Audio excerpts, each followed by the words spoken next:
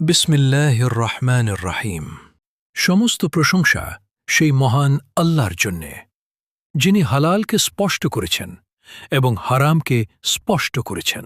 দরুদ ও সালাম বর্ষিত হোক আমাদের প্রিয় নবী মুহাম্মদ সাল্লাল্লাহু আলাইহি ওয়াসাল্লামের উপর। হে প্রিয় ভাই ও বোনেরা, হে ঈমানদারগণ, আজকের আলোচনার বিষয় ঘোড়ার মাংস খাওয়া হালাল না হারাম। অনেক মানুষ না জেনে কথা বলে, কেউ বলে হারাম, কেউ বলে সন্দেহজনক। কিন্তু একজন মুমিনের পথ কি? সন্দেহ নয়, প্রমাণ। চলুন আমরা ফিরে যাই সহিহ হাদিসের দিকে। সাহাবিয়া আসমা বিনতে আবু বকর রাদিয়াল্লাহু আনহা বলেন, আমরা রাসূলুল্লাহ সাল্লাল্লাহু আলাইহি ওয়াসাল্লামের সময়ে ঘোড়ার মাংস খেয়েছি। সুবহানাল্লাহ! একটু থামুন, ভেবে দেখুন, এটা কোনো সাধারণ ঘটনা নয়। এটা ঘটেছে নবীর জীবদ্দশায়। সাহাবীরা খাচ্ছেন আর রাসূল সাল্লাল্লাহু আলাইহি ওয়াসাল্লাম তা নিষেধ করছেন না।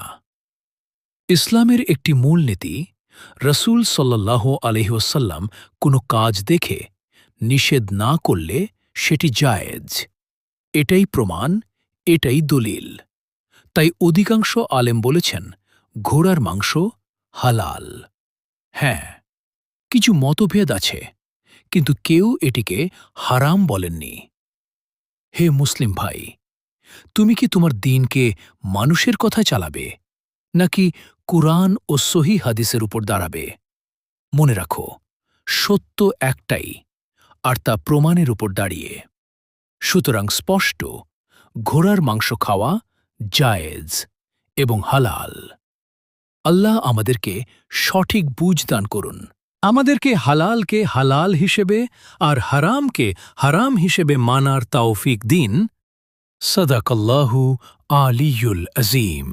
সর্বোচ্চ সুমহান আল্লাহ তাআলা সত্য বলেছেন। আসসালামু আলাইকুম রহমতুল্লাহ বরকাতু। এটা একটি ইসলামিক চ্যানেল। এখানে নিত্য নতুন ভিডিও পাবেন।